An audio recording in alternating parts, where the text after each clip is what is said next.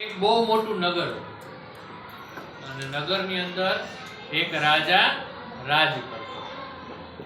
રાજા ખૂબ જ પ્રજાવત્સલ હતો, લોકોને બહુ સાચો, બહુ સારા સારા નિર્ણયો લેતો.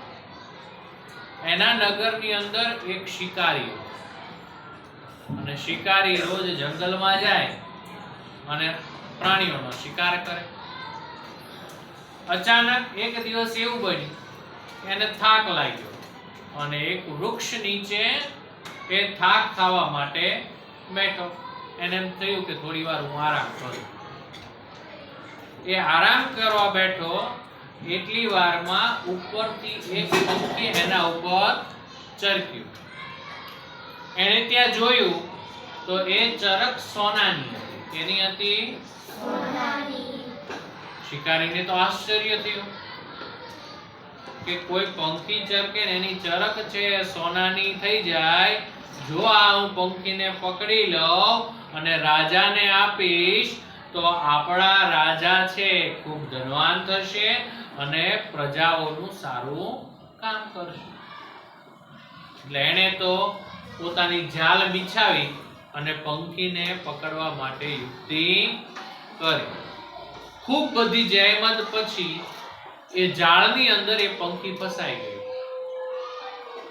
પછી એ પંખીને એને પાંજરામાં પૂર્યું અને પાંજરું લઈને રાજા પાસે ગયો. રાજ દરબારમાં પહોંચીને એને રાજાને આખી વાત કરી કે આ પંખી છે એ સોનાની ચરક આપે છે. જો આપના રાજ્યની અંદર આ પંખી હશે તો રોજે ઘણું બધું સોનું આપને મળશે અને એનાથી તમે પ્રજાનું કલ્યાણ કરી શકશો. એના માટે તમારે પ્રજા પાસેથી કોઈ વેરો પણ નહીં વસૂલવો પડે અને સારી રીતે રાજતંત્ર ચલાવી શકાશે. રાજ્યની અંદર ગયો, રાજાએ તરત જ એના માળીને બોલાવ્યો અને સૂચના આપી દીધી કે આપણા બગીચાની અંદર સારામાં સારું વૃક્ષ હોય એ વૃક્ષની સાથે આ પાંજરું ટીગાડવામાં આવે અને પંખીની બરાબર કાળજી રાખવામાં આવે.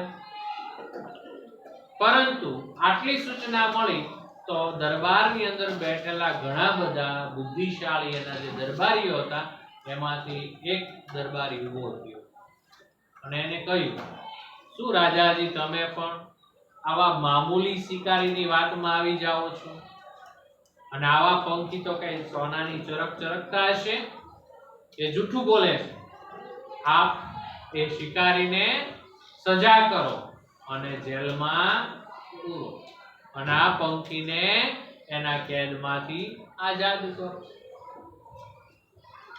ફરીવાર રાજાએ વિચાર્યું કે કદાચ મારા દરબારીની વાત સાચી હશે અને પૈસા કે ઇનામ મેળવવા માટે આ શિકારી છે એને મને છેતર્યો હશે.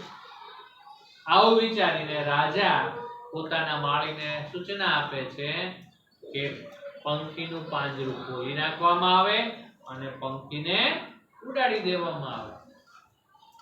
જેવું પાંજરું ખોલે છે ને પંખી ઉડે છે તો રાજ દરબારના મુખ્ય દરવાજા ઉપર ઈ બેસી જાય છે અને ત્યાં બેસીને ચરક કરે છે. તરત જ એની જે ચરક છે એ સોના રૂપે ત્યાં નીચે પડે છે.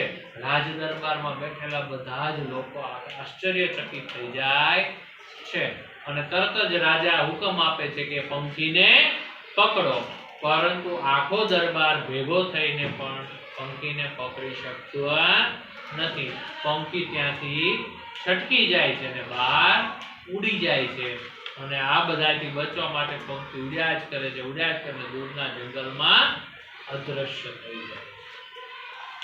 અને આ વાર્તા પરથી આપણને બોધ મળે કે ભાઈ કોઈ પણ વસ્તુની જાણકારી મેળવ્યા વગર કે કોઈ પણ વસ્તુની તપાસ કર્યા વગર કોઈ પણ નિર્ણય લેવો જોઈએ. બરાબર?